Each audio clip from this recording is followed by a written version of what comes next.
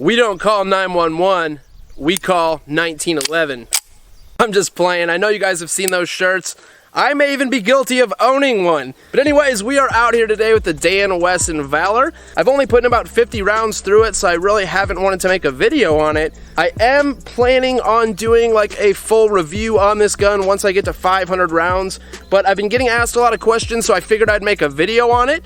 And a few things that make this Valor different than some of the other Dan Wesson Valors out there. Right off the bat is going to be those front serrations.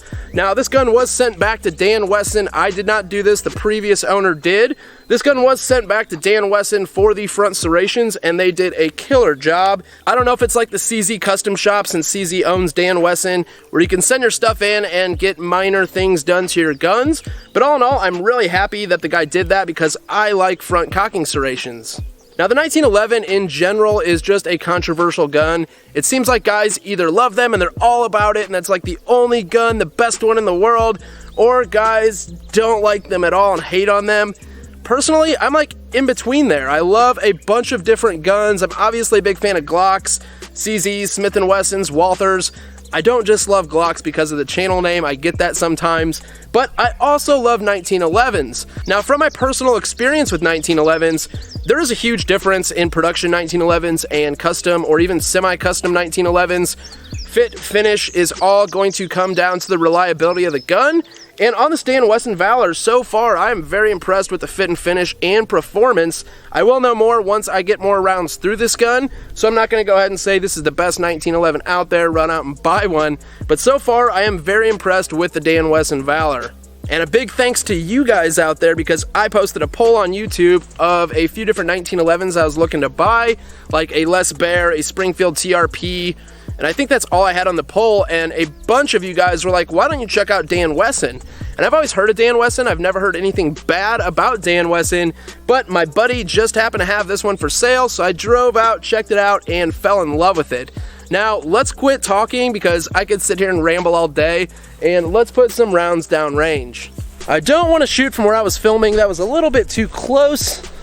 But let's get back here, and I do want to point out with this 1911, I am no 1911 marksman or marksman in general, so this is definitely something I need to shoot more and get a little used to before I start doing any accuracy testing or anything like that.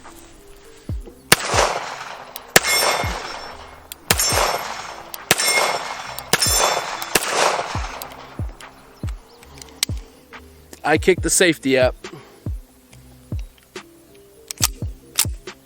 Maybe. And that was 8 rounds. I'm gonna grab this other round down here and see what was going on. I don't know what was going on there. The primer was not struck. I know I hit the safety. I'm gonna have to pay attention to my grip with shooting this 1911. Well, I don't know. Maybe I hit the safety. I don't know what really happened there, but I do need to pay attention to my grip. I do have a few more mags with me, and that is something I need to order, a few more 1911 mags. I only have 3 at the moment, but let's keep putting some rounds down range and get a feel for the 1911.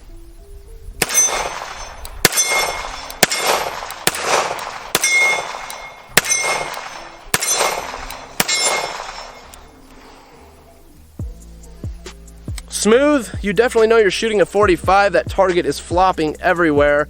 I need to take my time between shots, I guess. But so far, I love this gun. It feels very comfortable. We just need to put more rounds through it to see if it is going to be a reliable platform. You can love a gun, it could feel great, it could look great, but if it doesn't perform, it's basically a paperweight.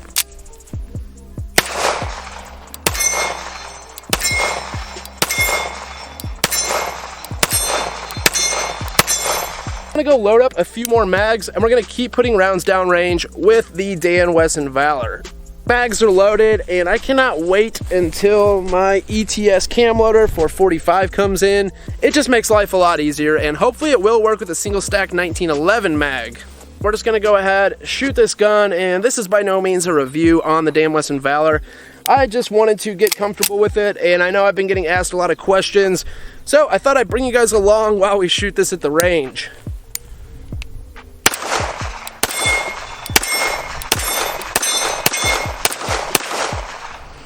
And I'm running the Heine straight 8 sights. I really do like these. I'm running a fiber optic on the front. I'm not exactly sure if that's a Heine or not, but I do like the fiber optic on the 1911.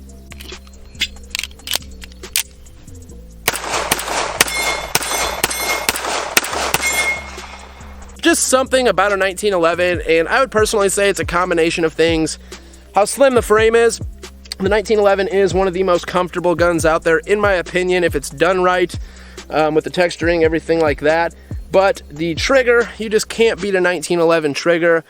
There's just something about a 1911 that is, it's a beautiful gun, it really is, and it shoots just as well as it looks. I don't know, I feel like I may just be rambling, but these are my thoughts and opinions on the 1911. Now, when I picked up this Dan Wesson Valor, I'm happy with it, I still am, but I really would like to get a Les Bear. I have a buddy that has one. Actually, I have 2 buddies that have Les Bears.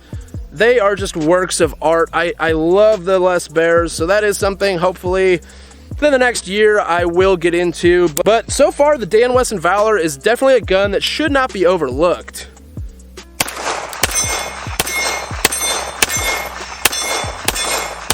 But that's gonna wrap it up on the Dan Wesson Valor range trip kind of first look. If you guys have any further questions on this gun, definitely leave it down in the comment section below. And if you're a fan of 1911s, let me know down in the comment section what your favorite 1911 is. So as always, thank you guys for watching. Please like, share, subscribe. I'll catch you guys in the next one.